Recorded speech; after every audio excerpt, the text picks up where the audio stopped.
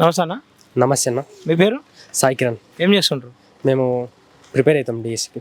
Prepare అవుతా ఉన్నాం. Graduate voting ఉందా? ఉంది. ఓకే అన్న, గ్రాడ్యుయేట్ ఎన్నికలు ఉండబోతూ ఉన్నాయి.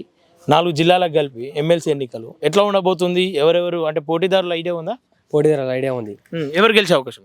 కాంగ్రెస్ పార్టీ గెలవడానికి ఎక్కువగా అవకాశం ఉంది. ఎందుకంటే వితిన్ 90 డేస్లో డిఎస్సి పెట్టి 11,000 సంథింగ్ పోస్టులు ఫుల్ఫిల్ చేసిండు. ఎన్నో ఆటంకులు వచ్చినా కానీ రేవంత్ రెడ్డి సర్కారు వచ్చిన వెంటనే, అంటే అధికారంలోకి వచ్చిన వెంటనే నిరుద్యోగుల పైన కాంగ్రెస్ గవర్నమెంట్ ఎటువంటి ఇబ్బంది లేకుండా ఉద్యోగ నోటిఫికేషన్లు ఇచ్చేది, అదేవిధంగా భర్తీ చేసింది. కానీ ఇంతకుముందున్న గత 10 సంవత్సరాలు పరిపాలన చేసిన టీఆర్ఎస్ ఆర్ బీఆర్ఎస్ గవర్నమెంటు నిరుద్యోగుల పైన మెయిన్ కాన్సెప్ట్ తోటి నీళ్లు నిధులు నియామకాలనే ట్యాగ్ లైన్ తోటి వచ్చిన బీఆర్ఎస్ గవర్నమెంటు నిరుద్యోగులు అనేది ఒక వాళ్ళతో ఏమవుతుంది అన్నట్లు వదిలేసారు.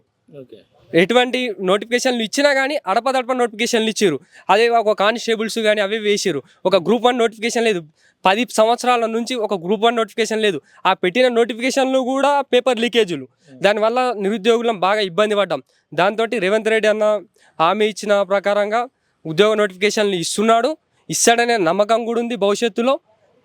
అందుకోసమే కాంగ్రెస్ గవర్నమెంట్ నిలబెట్టిన ఎమ్మెల్సీ అభ్యర్థి అయిన ఉట్కూరి నరేందర్ రెడ్డి సారుకు మా మొదటి ప్రాధాన్యత ఓటు వేసి గెలిపిస్తామని మేము ధీమాగా వ్యక్తం చేస్తున్నాము.